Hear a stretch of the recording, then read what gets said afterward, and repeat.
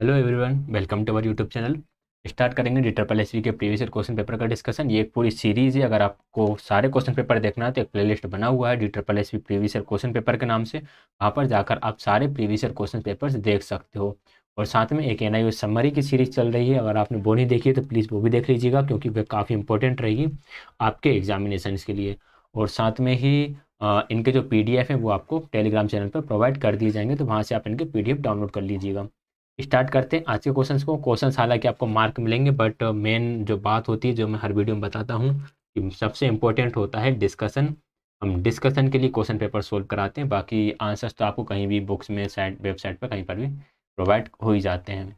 ठीक है, तो बात करेंगे सबसे पहले हम क्वेश्चन नंबर फर्स्ट से। क्वेश्चन नंबर फर्स्ट है, थोड़ा सा कर लेते हैं इसको जूम।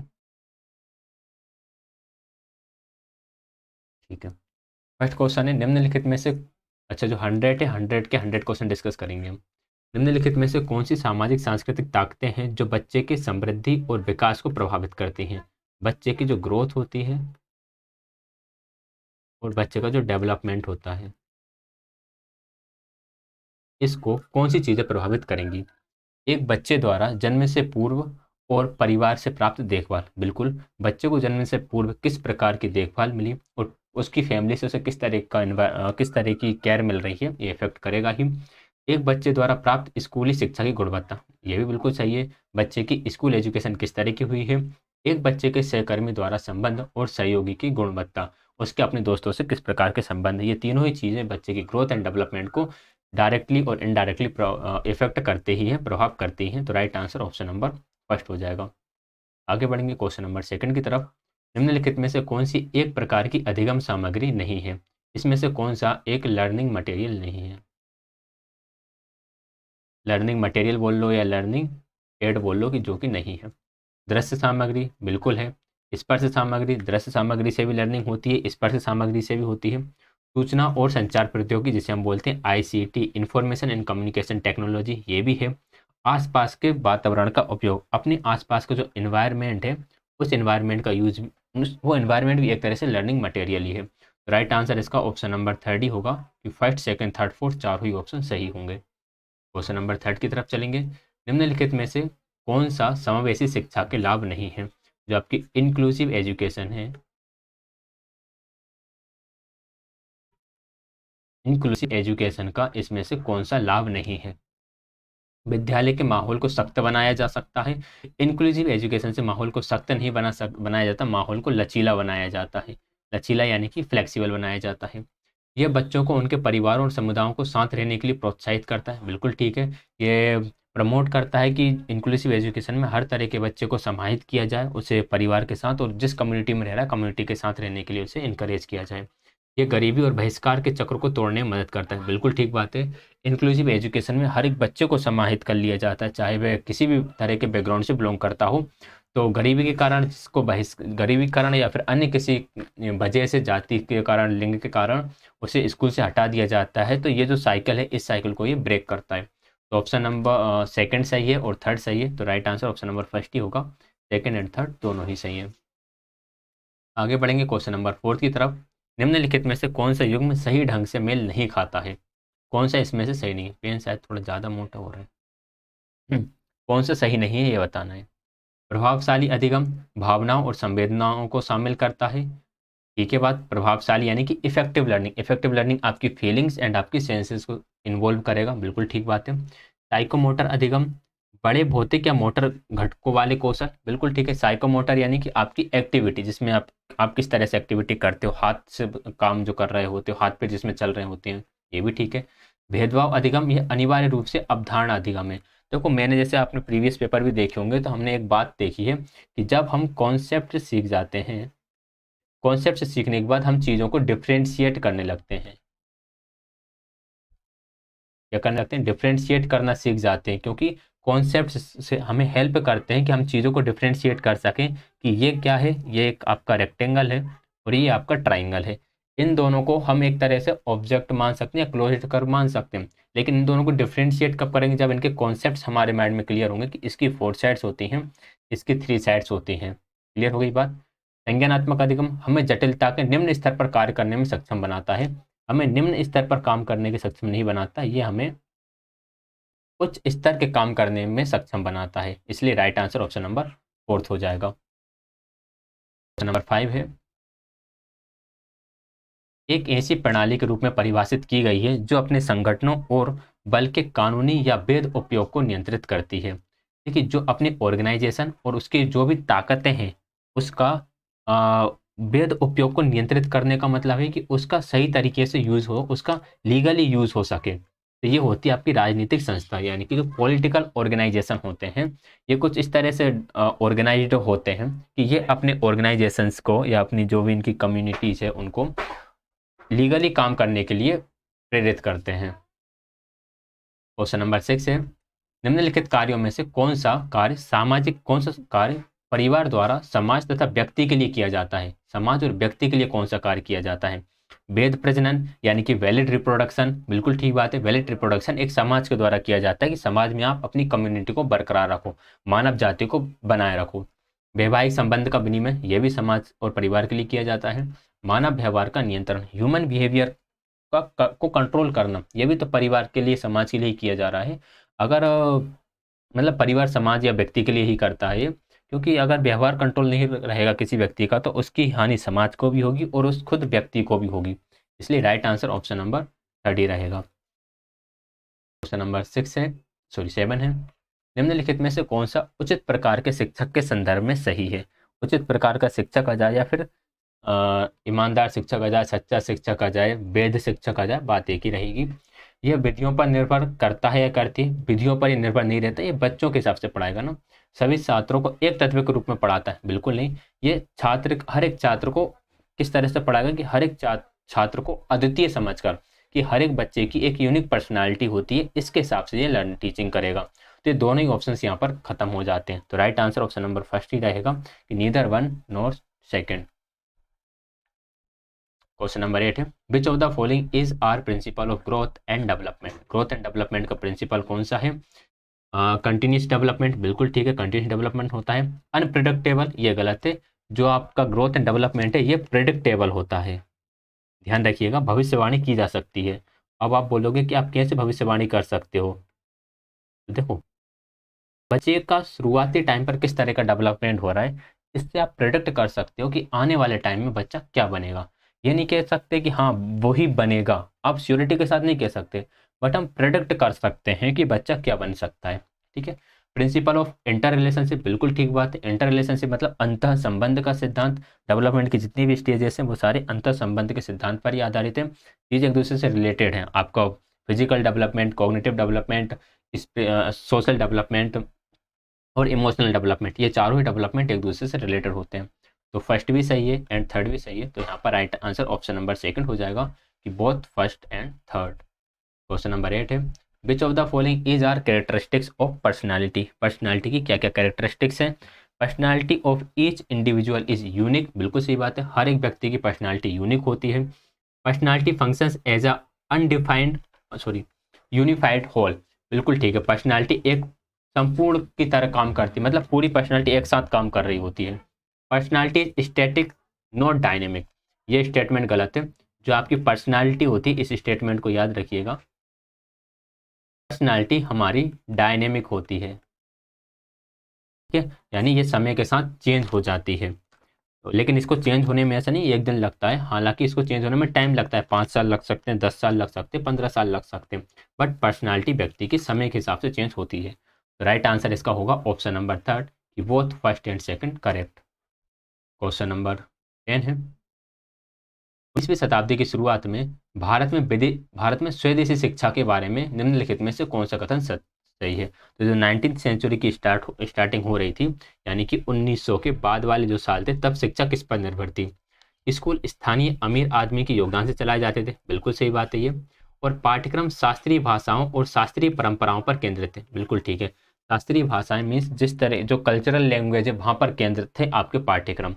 तो right answer option number first second दोनों ही रहेंगे। देखिए, स्वदेशी शिक्षा के बारे में बात हो रही है। स्वदेशी शिक्षा मतलब कि देखो, कहीं पर जैसे संस्कृत, जैसे ब्राह्मण लोग संस्कृत में शिक्षा लेते थे, अगर हम साउथ इंडियंस की बात करें तो वो अपनी अपनी लैंग्वेज में शिक्षा चला ही रहे थे। इंग्लिश का भी ऐसा कुछ रोल था नहीं, हालांकि मैकाले मिनट्स के अकॉर्डिंग भारत का जो क्या बोलेंगे एजुकेशन सिस्टम था वो इंग्लिश मीडियम बना दिया गया था, बट स्वदेशी शिक्षा में वो अप्लाई नहीं हुआ था। तो दोनों ही इसके राइट आंसर रहेंगे, option number first and second. और अमीर आदमी द्वारा इसलिए चलाए जाते थे क्योंकि जो ब्रिटिश मिशनरीज जो चलती थी वो इंग्लिश स्कूल चलाती थी, जो विदेशी शिक्षा पर ज़्यादा बल देते थे, अंग्रेजी शिक्षा पर बल देते थे। अब उस टाइम पर जब देश गुलाम था, भारत में स्वदेशी शिक्षा के लिए जो अमीर लोग थे जिनके पास कुछ पैसा वैसा बढ़िया ढंग का था, उनके मदद से इस तरह के स्कूल चलाए जाते थे। ठीक। क्वेश्चन नंबर 11 है, which of the following can help in close linkage between school and community. School and community के बीच में लिंक कौन बनाएगा? ठीक है, हेल्प इन क्लोज मतलब कि क्लोज करना, पास लाना। तो स्कूल एंड कम्युनिटी को पास कौन लेकर आएगा? रेगुलर कम्युनिकेशन यानी कि लगातार संप्रेषण होता रहे, या फिर teacher guiding and advising parents, teacher को गाइड किया जाए एंड पेरेंट्स को एडवाइस किया जाए। बिल्कुल सही बात है, ये दोनों ही चीज़ ऐसी रहेंगी जो स्कूल एंड कम्युनिटी को पास लेकर आएंगी। क्वेश्चन नंबर 12 की तरफ चलेंगे। शिक्षा का अधिकार अधिनियम 2009 के अनुसार एक शिक्षक के लिए प्रति सप्ताह काम के कितने घंटे न्यूनतम संख्या है, तैयारी के घंटे सहित? राइट आंसर इसका 45 आवर्स से, याद रखिएगा। फर्स्ट टू फिफ्थ क्लास तक जो टोटल एकेडमिक ईयर में 800 घंटे हैं, और सिक्स्थ टू एट्थ तक जो एकेडमिक ईयर में कितने घंटे की बात की गई है, ये आवर्स हैं, 1000 घंटे की बात कही है। और वर्किंग डे की बात करें तो यहाँ पर वर्किंग डे 200 है और यहाँ पर 220 वर्किंग डे है। ये क्या है? डेज हैं, और ये भी डेज हैं। ठीक है, ये चीज़ आपको याद रखना है। क्वेश्चन नंबर 13 की तरफ चलेंगे। निम्नलिखित में से कौन सा या कौन से अभिवृद्धि के घटक हैं? अभिवृद्धि होता है आपका एटीट्यूड। एटीट्यूड के यहाँ पर कौन कौन से घटक हैं ये बताना है। व्यवहार तथा क्रिया, तत्व को महसूस करना, गहन सोच, या फिर ज्ञान। क्या होगा इसका राइट आंसर? देखिए, राइट आंसर इसका ऑप्शन नंबर फर्स्ट रहेगा, व्यवहार या क्रिया। आपका व्यवहार किस तरह का है, आप किस तरह की क्रियाएं करते हो, ये आपके हिस्सा रहेगा। तत्व को महसूस करना ये भी रहेगा, और ज्ञान रहेगा। गहन सोच जो है वो आपके एप्टीट्यूड का हिस्सा हो जाता है। ठीक है, जिसे हम बोलते हैं अभिक्षमता, या फिर हम इसे बोलते हैं ये आपकी संज्ञानात्मक क्षमता का हिस्सा है, यानी कि कॉग्निटिव एबिलिटी है ये। क्लियर? तो राइट आंसर यहाँ पर ऑप्शन नंबर फोर्थ रहेगा, फर्स्ट सेकंड एंड फोर्थ। आगे बढ़ेंगे नेक्स्ट क्वेश्चन की तरफ। क्वेश्चन नंबर 14 है, निम्नलिखित में से कौन से अंगूठे के मानसिक नियम हैं जो हमें तेजी और कुशल तरीके से निर्णय लेने तथा फैसला लेने के लिए अनुमति देते हैं? गहन सोच, ह्यूरिस्टिक, फ्रेमिंग, या फिर एलेब्रेशन। ये फैक्चुअल क्वेश्चन है, याद रखिएगा। ह्यूरिस्टिक जो मेथड है या ह्यूरिस्टिक के जो मानसिक नियम है वे हमें तेजी से और कुशल तरीके से निर्णय लेने के फैसले की अनुमति देते हैं। क्वेश्चन नंबर 15, गैर औपचारिक शिक्षा प्रणाली के संबंध में निम्नलिखित में से कौन से कथन सही हैं? इसमें लचीला पाठ्यक्रम व कार्य प्रणाली होते हैं। गैर औपचारिक मतलब हो गया हमारा नॉन फॉर्मल। बिल्कुल सही बात है, इसमें जो इसकी जो कार्य प्रणाली होती है और जो इसका सिलेबस होता है वह बहुत ही फ्लेक्सिबल होता है। इसमें विद्यार्थी की उपस्थिति अपेक्षित नहीं होती, क्योंकि नॉन फॉर्मल क्या है, एक तरह से डिस्टेंस एजुकेशन है जो आप इग्नू से के थ्रू या NIOS के थ्रू करते हो। इसमें आपको स्कूल जाने की आवश्यकता नहीं पड़ती, आप घर पर ही रहकर करते हो, तथा शिक्षक तथा छात्र के बीच संपर्क को कम करती है, ये भी ठीक है। टीचर और बच्चे के बीच जो कनेक्शन है या फिर जो भी अट्रैक्शन है वह अट्रैक्शन बहुत कम होता है। कई बार टीचर को बच्चे के बारे में कुछ पता ही नहीं होता, तो यार बच्चे जानते ही नहीं कि इस सब्जेक्ट का टीचर भी हमारे पास है। ठीक है, तो right answer option number first ही रहेगा। क्वेश्चन नंबर 16 है, मनोविश्लेषण के संस्थापक कौन थे जिन्होंने मनोविश्लेषण सिद्धांत दिया? साइको एनालिसिस थ्योरी किसने दी है? सिगमंड फ्राइड ने दी है। क्वेश्चन नंबर 17 है, टॉरेंस और मायर्स के अनुसार निम्नलिखित में से कौन से सिद्धांत उन शिक्षकों के लिए हैं जो बच्चों में रचनात्मकता को बढ़ावा देना चाहते हैं? अगर यहाँ पे टॉरेंस और मायर्स भी नहीं दिया हो, अब आपको रचनात्मकता को बढ़ावा देना है तो आप किन सिद्धांतों का पालन करोगे? पहला, कल्पनाशील और असामान्य विचारों का सम्मान करना। बिल्कुल ठीक बात है, कल्पनाशील यानी कि बच्चा इमेजिन कर करके अलग तरीके के विचार लेकर आ रहा है। असामान्य मतलब कि कुछ हट के विचार लेकर आ रहा है जो जनरली नहीं होते। स्वयं की पहल से सीखने को प्रोत्साहित करना और उसका मूल्यांकन करना, बिल्कुल ठीक बात है। कारणों और परिणामों के साथ मूल्यांकन को जोड़ना, ये भी ठीक है। तो तीनों ही ऑप्शंस ठीक हो जाते हैं और टॉरेंस एंड मेयर्स के अनुसार भी ये तीनों ही ऑप्शंस राइट हैं, ठीक है। और एनआईएस की समरी में ये सब कुछ कराया हुआ है, अगर आपने नहीं देखी है तो प्लीज़ जाके देख लीजिएगा। निम्नलिखित में से कौन सा या कौन से कथन एक बच्चे में भावनात्मक सामाजिक विकास के संबंध में सही है? भावनात्मक सामाजिक विकास के संबंध में कौन से कथन सही हैं, यह बताना है। 2 से 6 वर्ष की उम्र के बीच शिशु क्रोध, दुख, आश्चर्य और भय जैसी भावनाओं को व्यक्त करते हैं। बिल्कुल सही बात है। 2 से 6 वर्ष की उम्र में के बीच बच्चे में एंगर, सैड एंड सरप्राइज और फियर जैसे गुण आ जाते हैं। 1 वर्ष की आयु तक बच्चा किसी भी तरह से खुद को व्यक्त नहीं कर सकते, ये गलत बात है। जब 2 से 6 उम्र का बच्चा ही इतने सारे संवेगों से अपने आप को व्यक्त कर रहा है तो ये सेकंड तो गलत ही हो गया। बच्चे आमतौर पर 15 से 18 महीने की उम्र के बीच एक और भावनात्मक रूप से मुश्किल समय में प्रवेश करते हैं, ये भी ठीक है। कुछ क्या बोलेंगे, नए संवेग बच्चों के अंदर एंटर करते हैं तो उन्हें थोड़ी सी वहाँ पर समस्या होती है, चिड़चिड़े वगैरह हो जाते हैं। तो ऑप्शन नंबर 4 राइट आंसर रहेगा। फर्स्ट एंड थर्ड दोनों ही ठीक है, बाकी सेकंड ऑप्शन गलत था इसका। क्वेश्चन नंबर 19 है, which of the following is true about modern day examination? Modern day examination आज के टाइम पे जो शिक्षा प्रणाली है उसके हिसाब से कौन सा स्टेटमेंट सही है? Focus on the capacity of memorise, बिल्कुल ठीक बात है। मेमोराइज पर ये बहुत ज़्यादा फोकस करते हैं, रट लो तथ्यों को, फैक्ट्स को। Focus on the capacity of reproduce, बिल्कुल सही बात है। वो कैपेसिटी ऑफ रिप्रोड्यूस मतलब कि आप कितना ज़्यादा रिप्रोड्यूस कर सको। देखो यहाँ पर प्रोड्यूस की बात नहीं हो रही है, उत्पादन नहीं, पुनरुत्पादन करो, जो भी चीज़ है उसको और ज़्यादा उत्पादन करो। तो राइट, दोनों ही ऑप्शन सही हो जाते हैं। हमारी जो एजुकेशन सिस्टम है या फिर जो एग्जामिनेशन सिस्टम है वो इन दोनों पर ही बल देता है। क्वेश्चन नंबर 20 है, किसने संस्कृति को एक जटिल संपूर्ण के रूप में परिभाषित किया जिसमें समाज के प्रत्येक सदस्य के रूप में मनुष्य द्वारा अर्जित किया गया ज्ञान, मान्यता, नियम, भौतिक रीति रिवाज और अन्य योग्यता तथा आदतें शामिल हैं? तो ईवी टाइलर नाम हो जाएगा। स्टेटमेंट से 1 से 2 क्वेश्चन आते ही हैं, तो इसका आंसर ऑप्शन नंबर 4 है, फैक्चुअल क्वेश्चन है। सेकंड सेक्शन की तरफ चलेंगे। सेकंड सेक्शन का question number first, which of the following is are characteristics of constructivist approach for teaching learning process? Teaching learning process की कंस्ट्रक्टिविस्ट अप्रोच कौन सी होगी इनमें से? Focus is on learning, not teaching, learning पर focus करना है, टीचिंग पर नहीं, बिल्कुल ठीक है। रचनावाद जो शिक्षा प्रणाली है वो इसी पर फोकस करती है कि हमें अधिगम पर ज़्यादा बल देना है, ना कि हमें शिक्षण पर बल देना है। Students make meaning from their own experience, बिल्कुल ठीक है। बच्चे अपने ही अनुभव से अर्थ का निर्माण कर रहे हैं।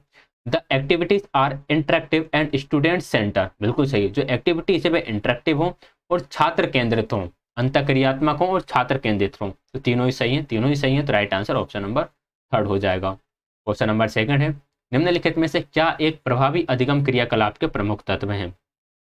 इफेक्टिव लर्निंग एक्टिविटीज के मेन एलिमेंट्स क्या हैं? ध्यान केंद्रित होना चाहिए, बिल्कुल ठीक है। चुनौतीपूर्ण हो, बिल्कुल ठीक। चैलेंजिंग होंगे तभी तो मजा आएगा। आनंददायक हो, बच्चों को उसमें मजा आए। स्वतः अंतर्भागिता यानी कि सेल्फ इन्वॉल्वमेंट उसमें होना चाहिए। सेल्फ इन्वॉल्वमेंट मीन्स बच्चों को आप कह नहीं रहे हो कि तुम भी इसमें आके इन्वॉल्व हो, वो खुद ही चाह रहे हैं कि हम इसमें इन्वॉल्व रहें। इसलिए चारों ही सही है। राइट आंसर ऑप्शन नंबर 3 हो जाएगा। क्वेश्चन नंबर 3 है, which of the following statement regarding learning as meaning making is correct? अधिगम एक अर्थ निर्माण के रूप में, इस स्टेटमेंट कौन सा स्टेटमेंट इसके अनुसार सही है? क्या है इसका मतलब? अधिगम, हिंदी के वालों के लिए लिख देता हूं, अधिगम अर्थ निर्माण के रूप में,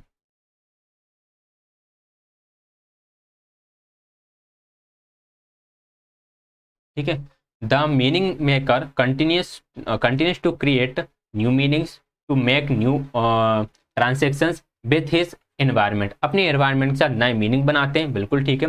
the meaning maker has no end of his educative process, उनकी जो एजुकेटिव प्रोसेस है, जो सीखने की प्रक्रिया है, वो कभी खत्म नहीं होती। दोनों ही बात सही है। तो राइट आंसर ऑप्शन नंबर 1 हो जाएगा। क्वेश्चन नंबर 3 है, 4 है, निम्नलिखित में से कौन सा या कौन से प्याजे के संज्ञानात्मक विकास अवस्था के संवेदी गत्यात्मक काल के लक्षण हैं? संवेदी गत्यात्मक काल कौन सा होता है? Sensory motor stage. और सेंसरी मोटर स्टेज कब से कब तक होती है? 0 से 2 वर्ष तक। नई वस्तु की वास्तविकता का कोई विचार नहीं होता, नई वस्तु की वास्तविकता का कोई विचार का मतलब है कि जो ऑब्जेक्ट की रियलिटी है उसका इन्हें आइडिया नहीं होता। तो हम इसे लेके चल सकते हैं कि ऑब्जेक्ट परमानेंस इस एज में बच्चे में नहीं होता है। देखो, सेंसरी मोटर स्टेज की दो विशेषताएं हैं, कौन कौन सी? ऑब्जेक्ट परमानेंस जो है, जैसे हम बोलते हैं वस्तु स्थायित्व, यह होता भी है और नहीं भी होता है। तो ये बच्चे के जन्म से लगभग 18 माह तक, एक मिनट उल्टा लिख दिया मैंने, यह जन्म से 18 माह तक नहीं होता है और 18 महीने के बाद ये डेवलप हो जाता है। ठीक है, तो हम ये कह सकते हैं कि अगर एग्जाम में आए कि किस अवस्था में ऑब्जेक्ट परमानेंस नहीं होता, तो हमें सेंसरी मोटर स्टेज लगाना है। किस अवस्था में ऑब्जेक्ट परमानेंस शुरू हो जाता है या वस्तु स्थायित्व बच्चा प्राप्त कर लेता है, तब भी हमें सेंसरी मोटर स्टेज ही लगाना है। इसलिए फर्स्ट ऑप्शन सही रहेगा। ना कोई भाषा ना कोई विचार, कहने का मतलब है कोई लैंग्वेज और कोई थॉट से नहीं होती है। बच्चा यहाँ पर जो भी चीज व्यक्त करता है वो रिफ्लेक्टिव एक्शंस के थ्रू व्यक्त करता है। बुद्धिमत्ता संबंधी मोटर गतिविधियां, जो उसकी इंटेलिजेंस होती है, इंटेलिजेंस किससे रिलेटेड होती है? इस एज में बच्चे की इंटेलिजेंस उसकी मोटर एक्टिविटी से रिलेटेड होती है, जो उसके हाथ पैर चला रहा होता है, मुंह से कुछ बोल रहा होता है, इधर उधर चल रहा हो, मतलब ट्रॉलिंग वगैरह कर रहा होता है, उससे उसकी इंटेलिजेंस रिलेटेड रहती है। तो तीनों स्टेटमेंट इसमें यहाँ पर सही हो जाएंगे। क्लियर हुई बात? सब आई होप क्वेश्चन समझ में आया होगा। थोड़े लेवल का क्वेश्चन था। क्वेश्चन नंबर 5 है, 3D वस्तुएं एक जगह का एक भाग घेरती हैं। 3D वस्तु द्वारा घेरी गई उस जगह का क्या होता है?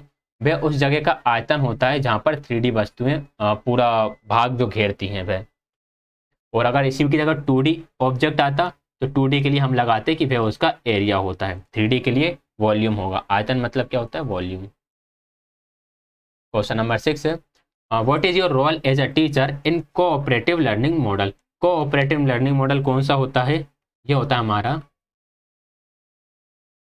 सहकारी अधिगम मॉडल। सहकारी अधिगम मॉडल में आपका क्या रोल होगा? आप टीचर हो ना, तो आपका क्या रोल होगा? To assist learning teams to do their work, बिल्कुल ठीक बात है, आप असिस्ट करोगे उनको। And to list knowledge of learning material, learning material की जो भी ऑब्जेक्ट है उनकी आप लिस्ट बनाओगे। And to go over objectives for the lessons and establish the learning sets, बिल्कुल ठीक बात है, आप कुछ ऑब्जेक्टिव्स सेट्स करोगे उस लेसन के लिए, एंड कुछ लर्निंग सेट्स आप एस्टेब्लिश करोगे। तीनों ही ऑप्शन सही है। Right answer option number first हो जाएगा। क्वेश्चन नंबर 7 है, निम्नलिखित में से क्या शिक्षण अधिगम प्रक्रिया के लिए कक्षा में अध्यापक द्वारा प्रयुक्त होने वाली श्रव्य दृश्य सामग्री नहीं है? अध्यापक द्वारा प्रयुक्त होने वाली श्रव्य दृश्य सामग्री नहीं है, यानी कि ऑडियो विजुअल एड नहीं है। फिल्म में हम सुनते भी हैं और देखते भी हैं, तो ये ऑडियो विजुअल होगा। टेलीविजन में सुन भी सकते हैं, देख भी सकते हैं, दोनों काम हो जाएंगे। कंप्यूटर में भी सुन भी सकते हो, देख भी सकते हो। लेकिन जो ग्राफ है ये कौन सा? ये ओनली विजुअल है, ये सिर्फ श्रव्य सामग्री है, इसलिए यही हमारा आंसर हो जाएगा, क्योंकि नोट पूछा गया था। क्वेश्चन नंबर 8 है, अधिगम केंद्रित उपागम में विद्यार्थियों से अधिगम तथा मूल्यांकन की समग्र जिम्मेदारी लेने की अपेक्षा की जाती है।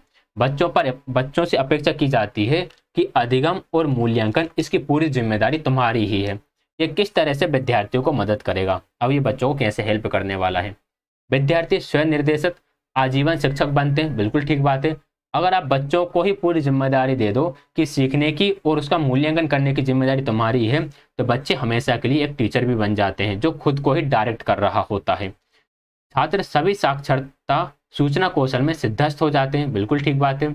विद्यार्थी स्वयं अपने अधिगम का मूल्यांकन कर सकते हैं तथा करते हैं, तीनों स्टेटमेंट सही हो जाएंगे। तो राइट आंसर ऑप्शन नंबर 4 होगा। क्वेश्चन नंबर 9 है, A child learning to write in good handwriting watches her teacher and keenly observe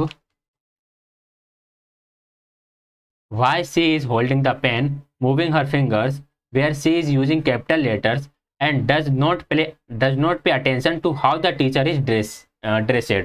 देखो, एक छोटी बच्ची है, वो अपने टीचर को लिखते हुए देखती है और साथ में वह ये देख रही है कि टीचर ने पेन किस तरह से पकड़ रखा है, किस तरह से वो किस तरह से पेन पकड़ रखा है, इसे वह बहुत ही अच्छी तरीके से ऑब्जर्व कर रही है। ठीक है, एंड किस तरह से वो अपनी फिंगर्स को चला रही है, किस तरह से वो कैपिटल लेटर को यूज कर रही है, लेकिन उसने टीचर ने क्या पहन रखा है, टीचर की ड्रेस कैसी है उस पर उसने फोकस नहीं रखा है। ठीक है, अब यहाँ पर हो क्या रहा है, बच्ची ये देख रही है कि टीचर ने पेन किस तरह से पकड़ रखा है एंड किस तरह से पेन को मूव कर रही है, किस तरह से कैपिटल लेटर्स का यूज कर रही है। मतलब बच्चा क्या कर रहा है, बच्चा ध्यान दे रहा है, और ध्यान देने को ही वेंडुरा ने क्या बोला है, अटेंशन बोला है। अटेंशन क्या होती है, फर्स्ट स्टेज होती है लर्निंग की अकॉर्डिंग टू वेंडुरा। सबसे पहले क्या आएगा, अटेंशन, अटेंशन के बाद रिटेंशन, रिटेंशन के बाद रिप्रोडक्शन एंड रिप्रोडक्शन के बाद मोटिवेशन। ठीक, मोटिवेशन दोबारा से कुछ नया काम करने के लिए आपको एक तरह से क्या करेगा, बल लगाएगा, धक्का देगा कि अब ये काम आप दोबारा करो। क्वेश्चन नंबर 10 है, a student does his homework only because he या सी fears पेरेंटल डिससेटिस्फैक्शन। माता पिता के डिससेटिस्फैक्शन की वजह से ही वह अपना होमवर्क कर रहा है। तो हमें बताना ये किस तरह का मोटिवेशन होगा। ऑब्वियस है यार, एक्सट्रिंसिक ही होगा, क्योंकि सिर्फ पेरेंट्स के डर से कर रहा है, बाकी उसका तो कोई मन है नहीं है। क्वेश्चन नंबर 11 है, शिक्षक की निम्नलिखित में से कौन सी विशेषताएं कक्षा के वातावरण को निर्धारित नहीं करती हैं। कौन सी विशेषताएं शिक्षक की जो क्लास के एनवायरनमेंट को प्रभावित नहीं करेंगी, छात्रों के साथ संबंध प्रभावित करेगा, मूल्य प्रभावित करेगा, अभिवृत्ति यही प्रभावित करेगी, लेकिन टीचर की एज यहाँ पर किसी तरह से प्रभावित नहीं करेगी। तो उसकी एज कितनी हो, छोटा बड़ा हो।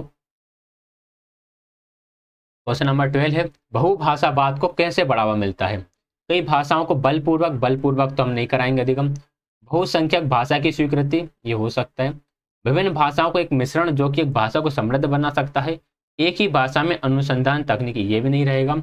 बहुसंख्यक भाषा की स्वीकृति ये हो सकता है, लेकिन जो थर्ड ऑप्शन है वो थोड़ा पॉजिटिव सेंस को लेके आ रहा है। सभी भाषाओं का एक मिश्रण जो एक भाषा को समृद्ध बना सकता है। ऑप्शन नंबर थर्ड ज़्यादा ठीक है, तो थर्ड ही हमारा राइट आंसर रहेगा। ठीक है, सेकंड भी सही है, बट ज़्यादा सही जो है वो ऑप्शन नंबर थर्ड है। Which of the following is are the limitation of teacher centered approach of teaching? Teacher centred approach की लिमिटेशंस क्या है। टीचर सेंटर्ड अप्रोच क्या होती है, होती है आपकी शिक्षक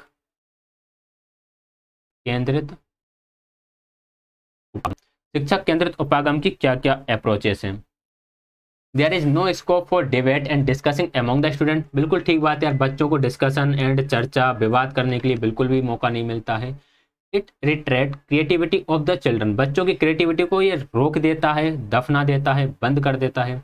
evaluation is mostly summative in nature. बिल्कुल ठीक है, जो मूल्यांकन है वह सबमेटिव ही होता जाता है टीचर सेंटर्ड में। तो फर्स्ट इसका राइट आंसर हो जाएगा, तीनों स्टेटमेंट सही है। क्वेश्चन नंबर 14 है, कोल्ब मॉडल की अभिसारी अधिगम शैली के बारे में निम्नलिखित में से कौन से कथन सत्य हैं।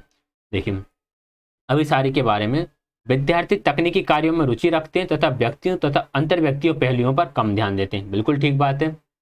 विद्यार्थी नए विचारों के साथ प्रयोग करना, उद्दीपन करना, व्यवहारिक अनुप्रयोग के साथ कार्य करना पसंद करते हैं। ये भी ठीक है, ये दोनों स्टेटमेंट सही हो जाएंगे। देखिए, कोल्ब की जो थ्योरी है वो थोड़ी सी कंफ्यूजन है, तो इसमें इसको आप दो तरह समझ सकते हो। एक प्ले लिस्ट है CDP बाय दीपक सर वाली, वहाँ पर एक अलग से आपको वीडियो मिल जाएगा। जब आप उस प्ले लिस्ट में जाओगे तो वहाँ पर आपको कोल्ब का पूरा थ्योरी मिल जाएगा, वहाँ पर आप समझ सकते हो। और एक आप NIOS समरी अगर देख रहे हो, NIOS समरी देख रहे हो, तो एक आएगा शायद 502 ब्लॉक का, 502 का आएगा, या कहीं कहीं भी एक यूनिट आएगा। उस यूनिट में कोल्ब का मॉडल है। ठीक है, अगर वो कोल्ब का मॉडल आप NIOS की समरी से अच्छी तरीके से पढ़ लेते हो तो DCCC में जो भी क्वेश्चन आते हैं वो आपके कभी गलत नहीं होंगे। तो या तो आप यहाँ से कर लो, या फिर आप NIOS की समरी अगर कर रहे हो तो आपको वो प्लेलिस्ट देखने की जरूरत ही नहीं है। समरी में ही एक ऐसा वीडियो आ जाएगा जहाँ पर आपको ये सब कुछ मिल जाएगा। ठीक है, अब एक्चुअली वो वीडियो कौन सा है वो मुझे भी याद नहीं है, बट मैंने किसी एक में कराया हुआ है। क्वेश्चन नंबर 15 है, ये क्या हुआ, कक्षा में शिक्षण की खेल बुद्धि के क्या लाभ हैं। खेलकूद विधि के क्या लाभ है, प्लेवे मेथड के क्या लाभ है। अधिगम स्वाभाविक, आनंददायक तथा ऊर्जावान अनुभव बन जाता है। बिल्कुल ठीक बात है। यह बच्चों को उनकी शारीरिक, भावात्मक, संज्ञानात्मक आवश्यकताओं को पूरा करने का अवसर प्रदान करता है। ये भी ठीक है। ये विद्यार्थी अध्यापक, विद्यार्थी अध्यापक, विद्यार्थी संबंधों को सुदृढ़ बनाने में सहायक है। ये भी ठीक है, तीनों ही सही है। तो राइट आंसर ऑप्शन नंबर 4 हो जाएगा। क्वेश्चन नंबर 16 है, ह्यूरिस्टिक विधि को किसने दिया था, आर्मस्ट्रॉन्ग ने दिया था। Question number 17, which of the following difficulties associated with group learning are to be taken care of by a teacher while planning and managing group activity. जब टीचर ग्रुप एक्टिविटी को plan और manage कर रहा होता है तो कौन कौन सी समस्याएं टीचर के सामने आती हैं? Absence of lake of adequate coordination among participants, बिल्कुल ठीक बात है। जो पार्टिसिपेंट्स हैं, जो बच्चे हैं, उनके बीच कई बार कोऑर्डिनेशन नहीं बन पाता है। And pressure on individual learner to polarize on the issues being discussion in the group. हर एक बच्चे की जो लर्निंग है वो बेहतर कई बार नहीं हो पाती, हर एक बच्चे की उस तरह से प्रेजेंस नहीं हो पाती। And ambiguous discussion making procedure, ये भी ठीक है। मतलब कि यार डिसीजन मेकिंग प्रोसीजर को बल नहीं मिल पाता उस तरह का।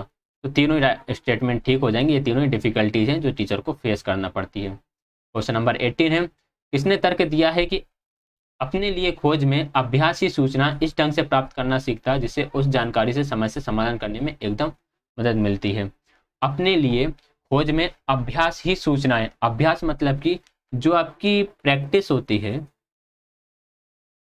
प्रैक्टिस ही इंफॉर्मेशन को इस तरह से प्राप्त करना सिखाती है कि आप समस्या समाधान को फटाक से कर लेते हो, एकदम से समस्या समाधान, एकदम से प्रॉब्लम का सॉल्यूशन आपके माइंड में आ जाता है। ये स्टेटमेंट बोला है ब्रूनर ने, जेरोम ब्रूनर ने। ठीक है। क्वेश्चन नंबर 19 है, भाषा के संबंध में निम्नलिखित में से कौन सा या कौन से कथन सही है? सामाजिक रीति रिवाज तथा मानदंड भाषा में सन्निहित होते हैं, बिल्कुल सही बात है।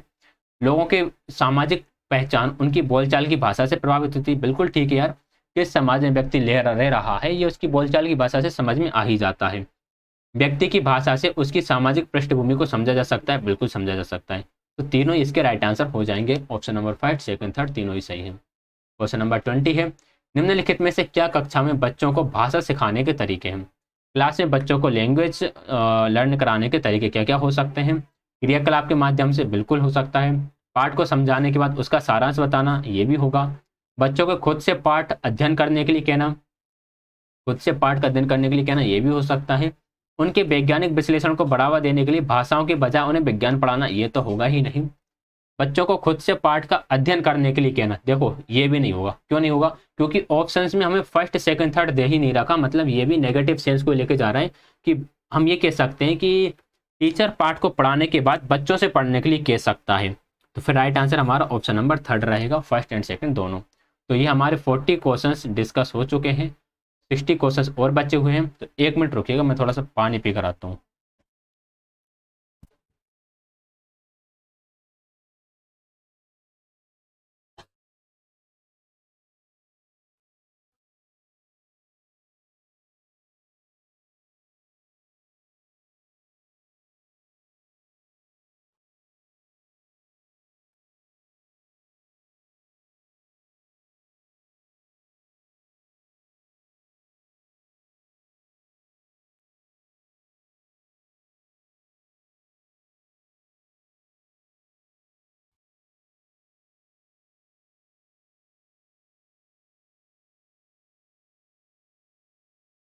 चलो तो करते हैं आगे। Section 3, question number first. In the difference between two prime number is 2, then those two prime numbers are known as. अगर दो प्राइम नंबर्स का डिफरेंस 2 है तो उन्हें हम क्या बोलते हैं? उन्हें हम ट्विन प्राइम नंबर बोलते हैं। फॉर एग्जाम्पल वो नंबर्स कौन कौन से हो सकते हैं? वो नंबर्स आपके हो सकते हैं 5 एंड 7। 5 एंड 7 में कितने का डिफरेंस है? 2 का डिफरेंस है, ये आपके प्राइम नंबर है, सॉरी ट्विन प्राइम नंबर है। 11 और 13, 11 एंड 13 में कितने का डिफरेंस है? 2 का डिफरेंस है, ये भी आपके प्राइम नंबर होंगे। क्लियर। क्वेश्चन नंबर सेकंड की तरफ चलते हैं। 3D वस्तुओं पर पृथ्वी के खिंचाव की अधिकता या न्यूनता उसके क्यों दर्शाती है? देखो 3D ऑब्जेक्ट है, मैं 3D ऑब्जेक्ट यहाँ पर आप लोगों के लिए बना देता हूँ, थोड़ा सा बड़ा बनाते हैं।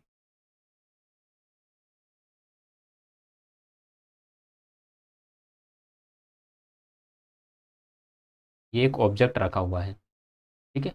अब पृथ्वी के खिंचाव की अधिकता या न्यूनता, अब अर्थ इसको नीचे की तरफ खींच रही है, ठीक है। अब ये फोर्स ज़्यादा भी हो सकता है, कम भी हो सकता है। अगर ये फोर्स ज़्यादा है इसका मतलब इस ऑब्जेक्ट का वेट जो है वो ज़्यादा है, और अगर इसका फोर्स कम है इसका मतलब इसका जो वेट है वो कम है। तो ये क्या बताएगा? ये उसका वेट बताता है, यानी कि भार बताता है। क्वेश्चन नंबर 3 है, इस वर्ड का लेंथन का आपको क्या बताना है, सेम बताना है, तो इसका एक्सपेंड हो जाएगा।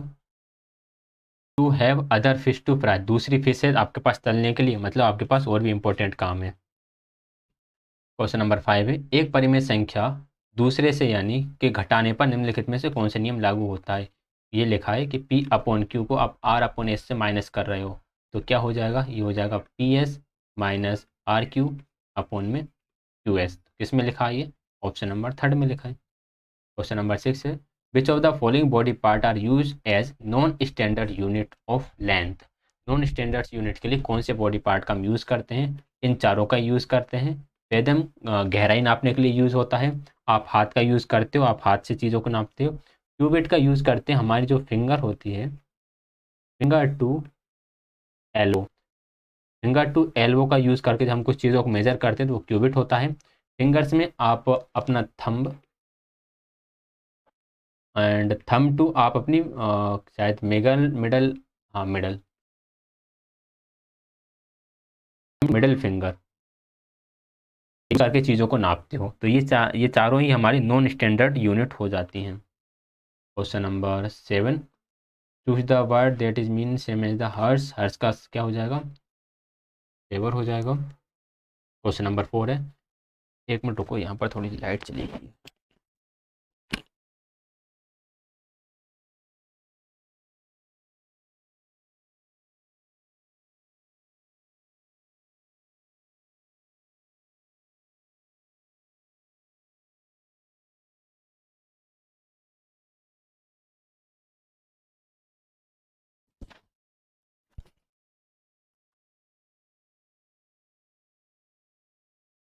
तो कंटिन्यू करते हैं।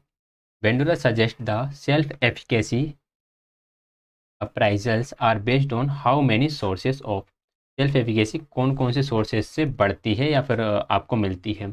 और तो इसका right answer option number first रहेगा, 4 सोर्सेज हैं जिनसे सेल्फ एफिकेसी मिलती है। अब सेल्फ एफिकेसी के वो 4 सोर्स कौन कौन से हैं, तो एक तो अपन का होता है पास्ट एक्सपीरियंस,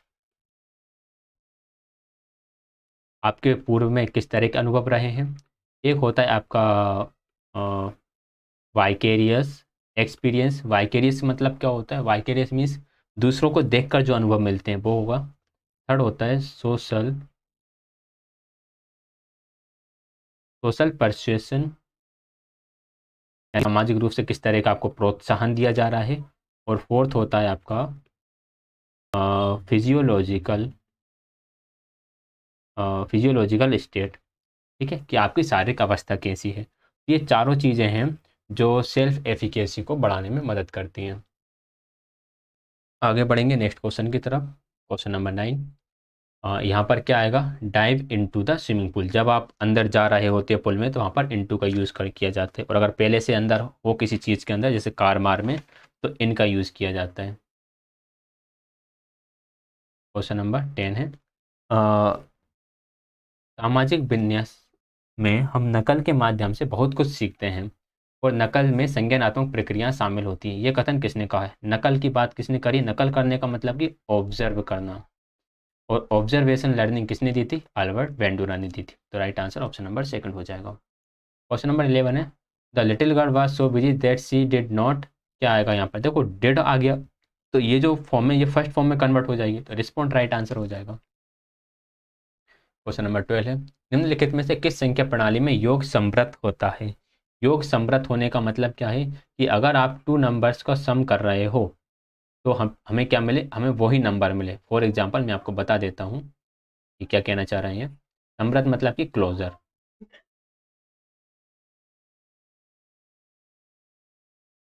क्या होता है कि यो क्लोजर प्रॉपर्टी आपकी ये बोलती है, अगर हमने एक नेचुरल नंबर ले लिया कोई भी 1 और दूसरा नेचुरल नंबर ले लिया 3, इन दोनों को ऐड करने पर भी हमें नेचुरल नंबर मिल रहा है क्या, यानी कि प्राकृत संख्या मिल रही है, तो बिल्कुल ठीक है, मिल रही है, क्योंकि 4 भी एक नेचुरल नंबर होता है। तो ये क्या हो गया, क्लोजर प्रॉपर्टी हो गई। पूर्ण संख्या के लिए देख लेते हैं, पूर्ण संख्या means whole number, whole number होते हैं 0 टू इनफाइनाइट, तो 0 + 5 लेने पर हमें 5 यानी होल नंबर मिल रहा है, तो ये भी क्लोजर प्रॉपर्टी है। परिमेय संख्या क्या होती है, जिन्हें हम पी अपॉन क्यू के रूप में लिख सकते हैं। तो इन दोनों को हेल्प ऐड करने पर हमें क्या मिल रहा है, 6/3 यानी कि 2 मिल रहा है, जो कि जो खुद भी क्या है, एक परिमेय संख्या है, मीन्स ये भी एक क्लोजर है, रेशनल नंबर है। पूर्णांक क्या होते हैं जिसमें नेगेटिव पॉजिटिव सारे नंबर आ जाते हैं। तो -5 + 7 करने पर क्या मिल रहा है हमें, +2 मिल रहा है।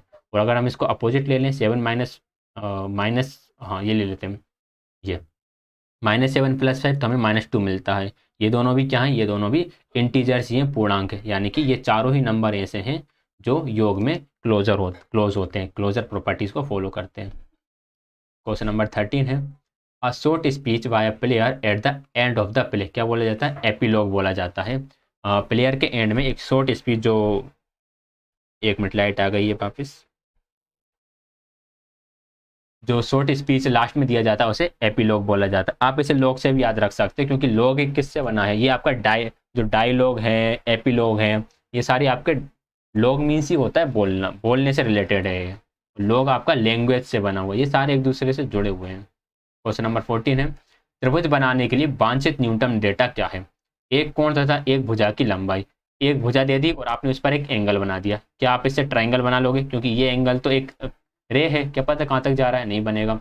दो कोणों की माप, दो एंगल है, एक एंगल यहाँ पर बना दिया और दूसरा एंगल फिर कहाँ से बनाओगे, एक एंगल तो यहाँ पर बन गया, दूसरे एंगल के लिए हमारे पास पॉइंट ही नहीं है। दो भुजा, एक भुजा दे दी, एक भुजा दे दी, तीसरी भुजा कहाँ से खींचना है पता ही नहीं। कोई भी दो भुजाओं की लंबाई तथा उनके अंतर्गत बनने वाले कोण, ये बिल्कुल ठीक है। टू साइड्स और उनके साथ बनने वाले एंगल से हम पता कर सकते हैं। एक साइड हमें दे दी और इस साइड पर हम क्या करेंगे, एक एंगल बना देंगे, यहाँ पर आर्क लगा के हम इसकी लेंथ मेजर कर लेंगे और यहाँ पर ये ट्राइंगल हमारा कंप्लीट हो जाएगा। क्वेश्चन नंबर 15 है,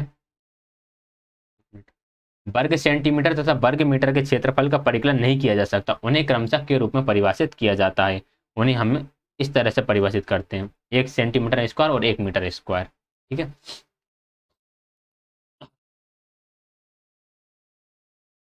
2 सेंटीमीटर, तो चलो आगे बढ़ेंगे। क्वेश्चन नंबर 16, एक वर्ग में सममित रेखाएं कितनी होती हैं। स्क्वायर में हमें लाइन ऑफ सिमेट्री बताना है, लाइन ऑफ सिमेट्री एक स्क्वायर में कितनी होती है। तो एक हमारा स्क्वायर हो गया, ठीक है। इसे आप कहाँ कहाँ से कट कर सकते हो, एक तो आप इसे इस तरह से कट कर सकते हो, तब भी ये कवर कर लेगा। एक आप यहाँ से कट कर सकते हो, एक डायगोनल से कर सकते हो, तो दो डायगोनल से दो तरह से कर सकते हो, 1 2 3 4। कितनी लाइन ऑफ सिमेट्री हो गई इसकी, 4 लाइन ऑफ सिमेट्री इसकी हो जाएंगी। क्वेश्चन नंबर 17 है, मध्यम उंगली के अंत से लेकर कोहनी तक की हाथ की लंबाई, जिसे लंबाई की अमानक इकाई के रूप में यूज किया जाता है, वो क्या होता है, वो होता है आपका क्यूबिट। क्यूबिट, इसमें हम क्या करते हैं, अगर मैं एक हाथ बनाने की कोशिश करूं तो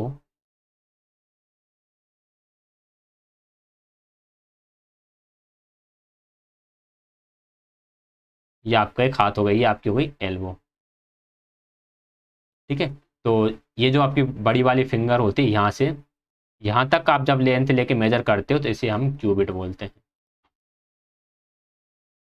आगे बढ़ेंगे नेक्स्ट क्वेश्चन की तरफ। क्वेश्चन नंबर 18 है, बाह्युक और बायक्रुप, बाह्युक बायक्रुप मतलब कैसे भी, by any mean, by any means किसी भी तरीके से, किसी, यार ये माइक, कभी कभी सारी समस्याएं एक साथ आती हैं। क्वेश्चन नंबर 19, एबोलिश, एबोलिश यानी समाप्त करना, रिस्टोर यानी कि उसको रिस्टोर कर लेना। Which of the following is are the basic concepts of Ivan Pavlov, Ivan Pavlov के बेसिक कॉन्सेप्ट्स क्या थे। एक्सटिंक्शन बिल्कुल होता था, विलुप्तीकरण हो जाता था उनकी सिद्धांत में, अगर बच्चे कुत्ते को खाना ना दिया जाए, सिर्फ घंटी बजाई जाए तो कुछ टाइम बाद जो कंडीशन है उसका विलुप्तीकरण हो जाएगा। डिस्क्रिमिनेशन, कुत्ता समझ जाता था कि फ़ोन की घंटी कौन सी है और खाने वाली घंटी कौन सी है। हायर ऑर्डर कंडीशन, कई बार कुत्ते हायर ऑर्डर कंडीशन हो जाती थी, हायर कंडीशन और हायर ऑर्डर कंडीशन मतलब कि वो जैसे घंटी बजने से पहले अगर वो खाना लेकर आ रहा है ना, तो उसकी सीढ़ियों की आवाज़ से ही वो समझ जाता था कि खाना आने वाला है। स्टिमुलस जनरलाइजेशन, फ़ोन की घंटी, स्कूल की घंटी, मंदिर की घंटी, डोरबेल, सब घंटियों को एक ही प्रकार का समझ लेता था, घंटी बजी और खाना मतलब लार आना शुरू। तो चारों ही तरह की चीज़ें पॉवलव के सिद्धांत में थी। क्वेश्चन नंबर, एक मिनट यार ये माउस गड़बड़ कर रहा है यार।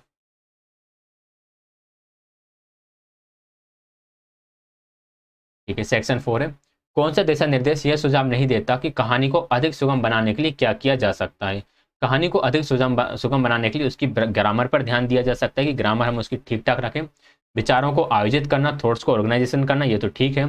कहानी की लंबाई, ये भी बहुत इंपॉर्टेंट है। शब्दों की लंबाई का कोई यहाँ पर रोल है नहीं, तो राइट आंसर ऑप्शन नंबर 4 हो जाएगा। ये तीनों बहुत ज़्यादा इंपॉर्टेंट है, कहानी ज़्यादा लंबी भी ना हो, ज़्यादा छोटी भी ना हो, जैसे कि एक था राजा एक थी रानी, दोनों मर गए, खत्म कहानी। इतनी छोटी भी कहानी ना हो, ठीक है। एक उपयोगी कंप्यूटर सत्र के दौरान चरण 2 में क्या शामिल होता है? चरण 2 में देखो सेकंड वाला तो शामिल होता ही है, ये देखना कि बच्चे क्या कर रहे हैं, तदनुसार मदद तथा सलाह देना। ये सुनिश्चित करना कि बच्चे नियमों को जानते हो, बच्चे को नियमों को जानते हो, ये चरण 1 में आता है। तो इस हिसाब से राइट आंसर इसका होना चाहिए था केवल 2, यानी ऑप्शन नंबर 4, लेकिन उन्होंने दिया है ये वाला, ठीक। तो मेरे हिसाब से इसका राइट आंसर ऑप्शन नंबर 4 होगा। इसीलिए डिस्कशन जरूरी है, क्वेश्चन पेपर का आंसर तो आपको मिल ही जाएंगे। क्वेश्चन नंबर 3 है, which comes under writing at sentence level. Writing at sentence level किसके अंदर आएगा? राइटिंग इन्फॉर्मेशन फ्रॉम चार्ट्स और ग्रिड्स, बिल्कुल ठीक है, चार्ट से आप इन्फॉर्मेशन निकाल के लेकर आए हो। रीराइटिंग स्क्रैम्बलिंग सेंटेंस करेक्टली, ये भी ठीक है, दोनों ही आपके राइटिंग एट सेंटेंस लेवल पर आ जाएगा। स्क्रैम्बलिंग मतलब दोबारा से आप सेंटेंस को रीअरेंज कर रहे हो। क्वेश्चन नंबर 4 है, which of the following is are objectives of EVS at elementary education. Elementary education में ईवीएस पढ़ाने के आपके उद्देश्य क्या क्या हो सकते हैं? Developing curiosity and awareness about the environment in children, बिल्कुल ठीक है, ये अच्छा उद्देश्य मतलब ये तो एक अच्छा ऑब्जेक्ट डेवलप करने के लिए। Including habits values attitudes emotions maintaining and promote equality environment, बिल्कुल क्वालिटी एनवायरनमेंट, बिल्कुल ठीक है। Developing skill to solve environment problems and informed concern, बिल्कुल ठीक है, ये भी सही हो जाएगा, तीनों ही सही है। राइट आंसर ऑप्शन नंबर 4 होगा। क्वेश्चन नंबर 5 है, निम्नलिखित में से कौन सा कोई भाषा को मौखिक रूप में प्रस्तुत करने का तरीका नहीं माना जा सकता? भाषा को मौखिक रूप में प्रस्तुत करने का तरीका कौन सा नहीं है? चित्र चित्र के माध्यम से तो किया जा सकता है भाषा को मौखिक रूप से प्रदर्शित, छात्रों के माध्यम से भी हो सकता है, शुभांकर का यूज करके भी हो सकता है। शुभांकर जो होता है इसे बोला जाता है मोस्कोट। मोस्कोट मीन्स शुभांकर मीन्स किसी चीज का श्री गणेश करना। दोष सुधार करना, भाई दोष सुधार करके आप एकदम प्रस्तुत नहीं करोगे भाषा को, ये चीजें बाद में आएंगी। क्वेश्चन नंबर 6 है, which of the following can be used to accompany story based work. Story based work के लिए आप निम्नलिखित में से किसका यूज करोगे? Animated story and documentaries. Animated stories का भी यूज करेंगे और डॉक्यूमेंट्रीज का भी यूज करेंगे, हम तो दोनों का ही करेंगे। क्वेश्चन नंबर 7 है, विभिन्न मनोवैज्ञानिक उपकरण जो लोग अपनी सोच और व्यवहार की सहायता के लिए उपयोग करते हैं उन्हें बियोजोस की नहीं, ये बायगोट्स की है, इधर लिख देता हूँ, ये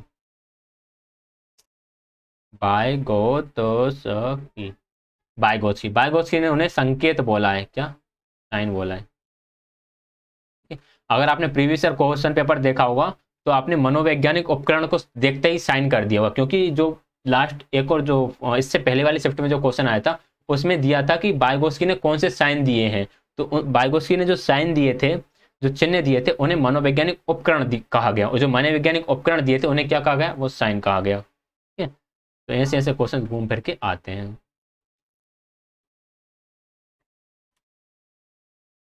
क्वेश्चन नंबर 8 है, पर्यावरण अध्ययन में रचनात्मक अभिव्यक्ति को सरल बनाने के तरीकों में के संदर्भ में निम्नलिखित में से कौन से कथन सही है? कक्षा में गैर प्रतियोगी वातावरण का सृजन करना, मतलब ज्यादा कंपटीशन आपको क्रिएट नहीं करना है, बिना कंपटीशन वाला एनवायरनमेंट क्रिएट करना है, बच्चे अपनी गति से सीख सकें, बिल्कुल करोगे आप। बच्चों के लिए परिपूर्ण अधिगम वातावरण का सृजन करना, बिल्कुल करोगे। परिपूर्ण मतलब कि सब कुछ समाहित हो जाए उसमें। समूह कार्य को प्रोत्साहित करना, ये भी आप करोगे, तो आप तीनों का ही यूज करोगे। क्वेश्चन नंबर 8 है, लेआउट को समझना किस स्तर की लेखन गतिविधि का एक उद्देश्य है? लेआउट को समझना टेस्ट स्तर पर लेखन की गतिविधि का उद्देश्य है, याद रखिएगा। क्वेश्चन नंबर 10 है, निम्नलिखित में से किसको संज्ञानात्मक रणनीतियों में शामिल किया गया है? वर्गीकृत करना और भविष्यवाणी करना दोनों ही आपकी संज्ञानात्मक रणनीति के अंदर आ जाता है, जो आपका कॉग्निटिव प्लानिंग्स जो है उसके अंदर आ जाएगा, ये आपके माइंड से रिलेटेड है दोनों। नंबर 11, निम्नलिखित में से कौन सी बोलने की गतिविधियों का उपयोग मुक्त संप्रेषण के लिए किया जा सकता है, यानी कि फ्री कम्युनिकेशन के लिए किया जाता है? कम्युनिकेशन के लिए आप किसका यूज करोगे? सुनना तथा अभ्यास करना, बिल्कुल करोगे। मेमोरी गेम्स का भी यूज कर सकते हैं, मेमोरी गेम्स खेलना है, बच्चे कुछ भी बोल रहा है जो उन्हें समझ में आ रहा है, ठीक है। क्वेश्चन नंबर 12 है, बच्चों के काम को प्रदर्शित करते समय एक शिक्षिका को किन बिंदुओं को ध्यान में रखना चाहिए? तो बच्चों के काम को प्रदर्शित करते समय शिक्षक को ध्यान देना चाहिए कि प्रदर्शन को पढ़ने, सुनने, देखने जैसे कौशलों को प्रोत्साहित किया जाए। बिल्कुल ठीक बात है। एंड सुनिश्चित करना कि जहां तक संभव हो सही बच्चे कुछ ना कुछ प्रदर्शित किया जाए। ये बात भी ठीक है, दोनों पर ही ध्यान दोगे आप तो 30 राइट आंसर हो जाएगा। क्वेश्चन नंबर 13 है, पर्यावरण अध्ययन में शिक्षण अधिगम के लिए निम्नलिखित में से कौन से या कौन से संस्थागत संसाधन है। संस्थागत संसाधन मतलब कि इंस्टीट्यूशनल रिसोर्सेस है। तो पौधाशाला भी है, बांध भी है, डाकघर भी है और पशु चिकित्सालय भी है, पशु चिकित्सा अस्पताल भी है। तो चारों ही रहेंगे इसमें। क्वेश्चन नंबर 14 है, पर्यावरण अध्ययन में सहयोगी अधिगम की पेपर शेयर तकनीक में निम्नलिखित में से कौन सा चरण नहीं आता। पेपर शेयर में कौन सा चरण नहीं आएगा। व्यक्तिगत छात्र शिक्षक के प्रश्न का जवाब देता है, बिल्कुल ठीक। टीम कार्य को पूरा करने के लिए साझेदारों के बीच साझा करना, ये भी सही है। दूसरे बच्चे के साथ बांधना, ये भी ठीक है। बच्चों के अपने कामों को व्यक्तिगत रूप से प्रस्तुत करना, व्यक्तिगत रूप से प्रस्तुत नहीं कर रहा बच्चा काम। Paper share, sorry paper share नहीं, ये पेयर शेयर है। पियर शेयर मीन्स दोस्त आपस में एक दूसरे की चीज़ों को शेयर कर रहे हैं, ठीक है। तो इसमें व्यक्तिगत छात्र शिक्षक को प्रश्न का जवाब देता है। इसका मतलब यह है कि भाई बहुत सारे तो हैं ग्रुप में, लेकिन हर एक बच्चा जवाब दे रहा है, हर एक बच्चा जवाब दे पा रहा है, ठीक है। टीम वर्क, टीम तो इसमें रहेगी, दूसरे बच्चों के साथ बनना ये भी रहेगा। बच्चे अपने काम को व्यक्तिगत रूप से प्रस्तुत करने के लिए आप नहीं बोलोगे कि यार हर एक बच्चा अलग अलग काम देगा, अलग अलग प्रस्तुत करेगा। क्वेश्चन नंबर 15 है, निम्नलिखित में से कौन सी श्रेणियों को सांस्कृतिक जानकारी में शामिल किया गया है जो कि स्टोरी बुक के माध्यम से प्रस्तुत की जाती हैं। देखिए सांस्कृतिक जानकारी में जो शामिल किया जाता है वो आपकी ऐतिहासिक चीजों को शामिल किया जाता है, तो केवल सेकंड ही राइट आंसर रहेगा। क्वेश्चन नंबर 16 है, किस मॉडल का उपयोग करके सुनने का शिक्षण किया जा सकता है। देखो सुनने का जो शिक्षण है वो 3 स्तरीय मॉडल पर आधारित है। अब वो 3 स्तरीय मॉडल क्या है वो मैं आपको बता देता हूँ, ठीक है। 3 बेसिक मॉडल्स होते हैं लिसनिंग के। क्या होते हैं, सबसे पहला तो आता है आपका पहला आता है आपका कॉम्पिटेटिव लिसनिंग।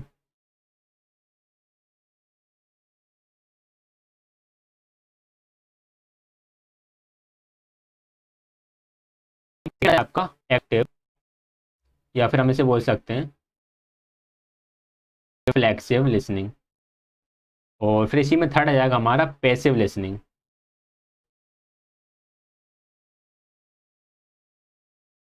ठीक है, एक्टिव, रिफ्लेक्सिव, पैसिव या फिर कॉम्पिटेटिव। क्वेश्चन नंबर 17 है, निम्नलिखित में से कौन सा फ्री राइटिंग में ना करने के अंतर्गत आता है। फ्री राइटिंग में आप क्या नहीं करोगे। सभी विद्यार्थियों के लेखन को बनाए रखोगे, ये तो करोगे ही। विषय पर ध्यान, पहले विषय पर ध्यान दोगे। जब भी संभव हो सामग्री प्रदर्शित करना, ये भी होगा। उन सभी गलतियों को सही करना जो आप ढूंढ सकते हैं, ये आप पहले नहीं करोगे, ये आप बाद में करोगे। ये फ्री राइटिंग के अंदर भी नहीं आएगा। ये तो जब आता है ना, जब आप बच्चा को आप इवेल्युएशन कर रहे होते हो या बच्ची कॉपी चेक कर रहे होते हो, ठीक है। फ्री राइटिंग में तो जो करना है करो। क्वेश्चन नंबर 18 है, योजना को परिभाषित करें। योजना मतलब प्लानिंग। प्लानिंग कब होती है, कब करते हैं, क्यों करते हैं। विस्तार तथा व्यक्तिकरण के माध्यम से पिछले चरण से भाषा को समेकित करना। ऐसी क्रिया करना जिसमें एक विशेष कार्य शामिल हो। प्रश्न पूछना, हमने पिछले पाठों में क्या किया था, या क्रिया को संदर्भ प्रदान करना। क्योंकि ऑप्शन नंबर 4 ज्यादा सही है। आप बोलोगे सर ऑप्शन नंबर 4 ज्यादा क्यों है। जब आप प्लानिंग कर लेते हो तो आप उस चीज को संदर्भित कर लेते हो।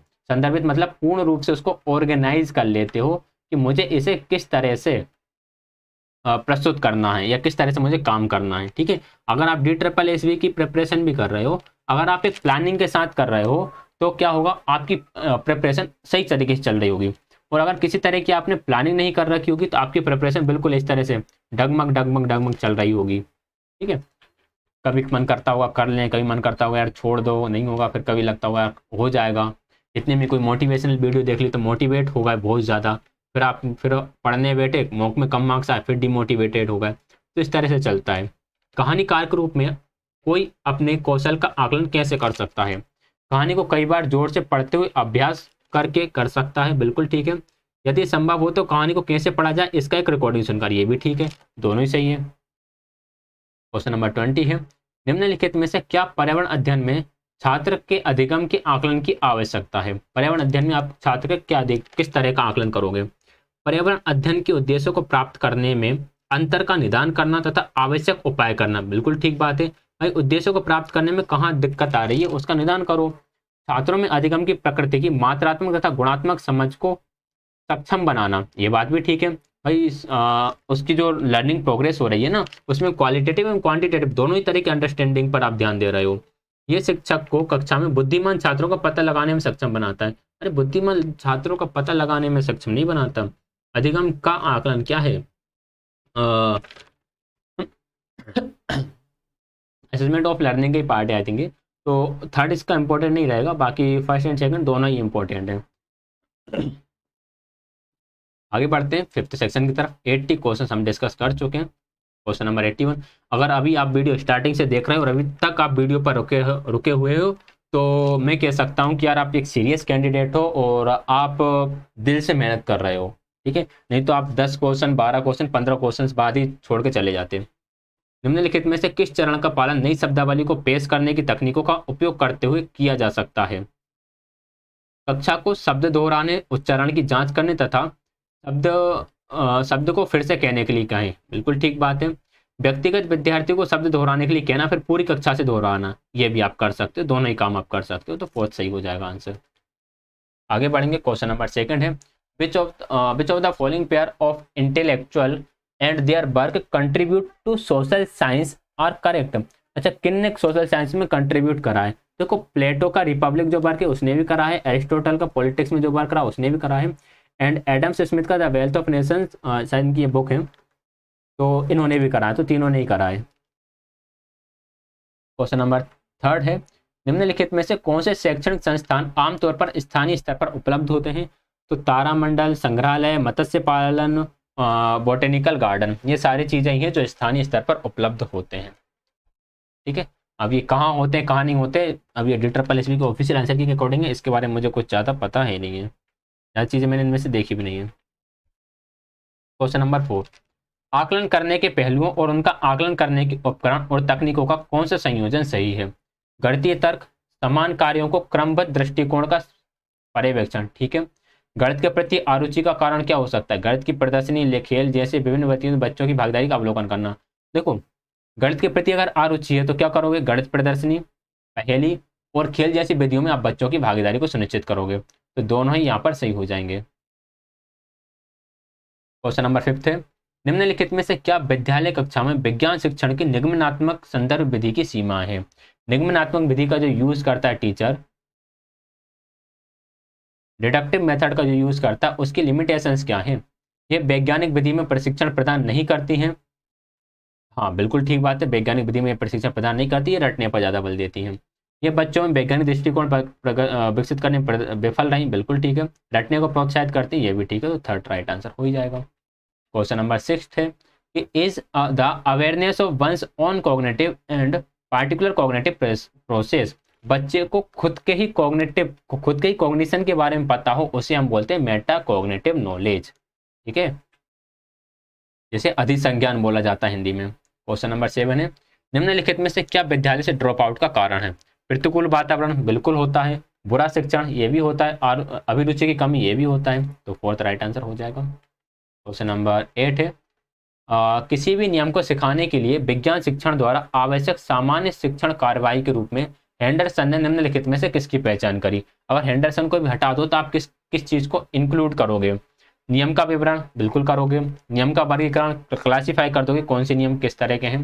नियम का औचित्य और नियम का अनुप्रयोग, चारों ही चीज का आप यूज करोगे। तो राइट आंसर ऑप्शन नंबर 3 ही रहेगा। तो हेंडरसन के हिसाब से भी यही चार होते हैं। क्वेश्चन नंबर 9 है, which of the following subjects are include in social science? Social science में चारों ही सब्जेक्ट्स ही यूज किए जाते हैं, anthropology, sociology, economics and political science. तो ऑप्शन नंबर 2 आंसर हो जाएगा। क्वेश्चन नंबर 10 है, यदि एक वृत्त का व्यास 7 सेंटीमीटर है, व्यास मतलब होता है डायमीटर, डायमीटर अगर 7 सेंटीमीटर है तो वृत्त के क्षेत्रफल का 4 गुना क्या होगा? 4 गुना वृत्त के क्षेत्रफल का, तो 4 इंटू पाई की वैल्यू 22/7, अगर व्यास 7 सेंटीमीटर है तो रेडियस 7/2 हो जाएगी। 7 से 7 कैंसिल, इन दोनों 2 से ये 4 कैंसिल, ये आ जाएगा। इन दोनों का मल्टीप्लाई करने पर 22 7 154 सेंटीमीटर स्क्वायर। क्वेश्चन नंबर 11 है, यदि ए बी सी तीन विशिष्ट बिंदु हैं जो एक ही रेखा में है, ये पॉइंट ए हो गया, पॉइंट बी हो गया और पॉइंट सी हो गया, ये तीनों पॉइंट है वो एक ही लाइन में है, ए बी सी। और किस तरह से है, A B plus B C बराबर है सी, इसका मतलब तीनों एक ही लाइन में है। तो बी को ए तथा सी के बीच में रखा जा सकता है और हम इसे ए बी सी करके कहते हैं या सी ए बी करके लिखेंगे। ये बताता है मध्यता, जिसे हम बोलते हैं बिटवीननेस,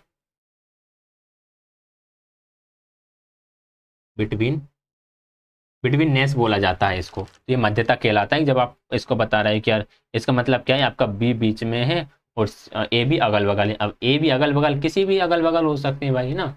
अब बी को भाई ठंड लग रही है एसी की वजह से, तो वो किसी भी तरफ हो, लगेगी तो ठंडी उसे। क्वेश्चन नंबर 12, निम्नलिखित में से कौन सा भारत में एकीकृत शिक्षा का एक लोकप्रिय मॉडल नहीं है।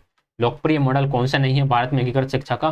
कार्यात्मक समूह नहीं है, बाकी ये तीनों लोकप्रिय मॉडल हैं, ये तीनों का यूज किया जाता है, बस इसका ज़्यादा यूज यहाँ पर किया नहीं जाता हमारे यहाँ। क्वेश्चन नंबर 13 है, ये बड़ा लंबा चौड़ा सा क्वेश्चन आया। सामाजिक विज्ञान के विषय के रूप में भूगोल की प्रकृति के संबंध में निम्नलिखित में से कौन सा कथन सही है? भूगोल हमें जैव मंडल, वायुमंडल, मध्य मंडल प्रक्रियाओं के पैटर्न पर ध्यान केंद्रित कराता है, बिल्कुल कराता है। भूगोल में किसी विशेष वातावरण या स्थान या सावधानीपूर्ण आलोचना, बिल्कुल ठीक है। भूगोल में हम मानव पर्यावरण की परस्पर क्रिया को समझते हैं, देखते हैं कि पर्यावरण मानव गतिविधि को कैसे आकार देता है तथा मानव गतिविधि पर्यावरण को कैसे आकार देती है, बिल्कुल ठीक है। इन सभी को हम समझते हैं। Right answer option number first हो जाएगा। क्वेश्चन नंबर 14 है, which of the following subjects can be categorised under science with social implication. कौन सा सब्जेक्ट है जो साइंस के अंदर सोशल इम्प्लीकेशंस को समाहित करता है? तो वो होता है हमारा जियोग्राफी, क्योंकि जियोग्राफी ऐसे सब्जेक्ट है जो सोशल साइंस में इंक्लूड है बट ये साइंस से रिलेटेड है। एस मतलब साइड के बारे में कौन सा कथन सत्य है? इसमें तीन भुजाएं होंगी, यदि एक त्रिभुज की तीन भुजाएं दूसरे त्रिभुज के अनुरूपी भुजाओं के सर्वसम हो, बिल्कुल ठीक बात है। दो का तो काम ही नहीं है, तो ये तो आपके वैसे गलत होगा। क्वेश्चन नंबर 16, कक्षा में विज्ञान शिक्षण के लिए पूछताछ उपागम के बारे में निम्नलिखित में से कौन से कथन सही हैं? पूछताछ उपागम मतलब कि जिसे हम इंक्वायरी अप्रोच बोलते हैं, ये अन्वेषण का एक माध्यम बिल्कुल है। इस उपागम में कारण प्रभाव संबंध स्थापित होगा और कोई शिक्षक छात्रों को कोई संकेत नहीं देता, दोनों ही ठीक है। 17 है, एक गोले का व्यास 21 सेंटीमीटर है, गोले का आयतन क्या होगा? गोले का आयतन का फॉर्मूला होता है जिसे हम बोलते हैं वॉल्यूम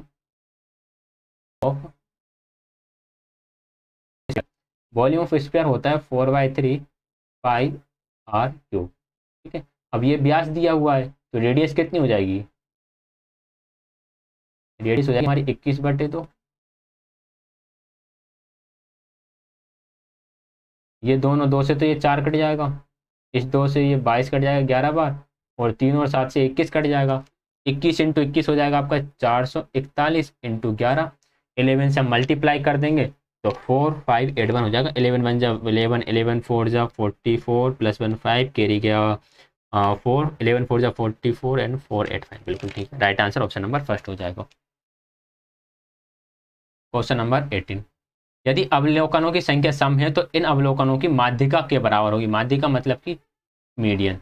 देखो मीडियन का फॉर्मूला होता है जब इवन हो तो ये वाला, सेकंड वाला, यहाँ पर दिया हुआ ये वाला जो कि गलत है, ठीक है। ये होता है 1/2 nth अवलोकन प्लस n/2 प्लस 1th अवलोकन या ऑब्जर्वेशन, तो ये सही आंसर होगा।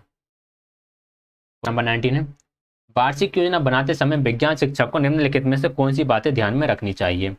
उसे शिक्षण अधिगम संशोधन परीक्षण के लिए सामग्री और योजना का विश्लेषण करने की आवश्यकता है, बिल्कुल है। प्रत्येक इकाई के लिए सर्वे आवंटित करते समय उसे छुट्टियों और अवकाशों पर विचार करना होगा, बिल्कुल करना होगा, तो दोनों ही राइट आंसर हो जाएंगे। क्वेश्चन नंबर 20 है, निम्नलिखित में से कौन सा श्रव्य दृश्य सामग्री का एक उदाहरण है जिसका उपयोग कपास उद्योग के संदर्भ में किया जा सकता है? श्रव्य दृश्य सामग्री का एक उपास है, यानी कि ऑडियो विजुअल एड का एग्जाम्पल है। तो कपास उद्योग के बारे में पढ़ाते समय एक वीडियो क्लिपिंग दिखा सकता है जिसमें उद्योग के विभिन्न चरणों को दर्शाया है, बिल्कुल ठीक है। वीडियो क्लिपिंग में ऑडियो वीडियो दोनों ही हो जाएगा। कपास उद्योग के केंद्रों के स्थानों को दर्शाने के लिए चित्रों तथा मानचित्रों वाले एक चार्ट का उपयोग करना। देखिए चित्रों और मानचित्रों से तो सिर्फ सुनाई देगा। कपास के विभिन्न एक चर्चा का आयोजन करना, इनसे सिर्फ सुनने पर केंद्रित है, और मानचित्रों से सिर्फ देखने पर केंद्रित हो जाएगा। ये सिर्फ इसमें सिर्फ देख रहा है, इसमें सिर्फ सुन रहा है, इसमें सुनना देखना दोनों हो रहा है, तो राइट आंसर इसका होना चाहिए था ऑप्शन नंबर फर्स्ट, लेकिन यहाँ पर ये दे दिया जो कि गलत है, ये राइट आंसर रहेगा। ठीक है, तो ये हमारे 100 क्वेश्चन सारे हो जाते हैं कंप्लीट। कहीं किसी क्वेश्चन में यदि आपको डाउट है तो एक ग्रुप बना हुआ है DSSS डिस्कशन वाला, डिस्क्रिप्शन में लिंक मिल जाएगा, उस ग्रुप को ज्वाइन कर लीजिएगा, वहाँ पर आप सारे डाउट पूछ लीजिएगा। वीडियो पसंद आए तो वीडियो प्लीज़ लाइक कर दें, शेयर कर दें, चैनल को सब्सक्राइब कर दें। PDF टेलीग्राम चैनल पर प्रोवाइड कर दिया जाएगा। क्लास ज्वाइन करने के लिए आप सभी का बहुत बहुत धन्यवाद।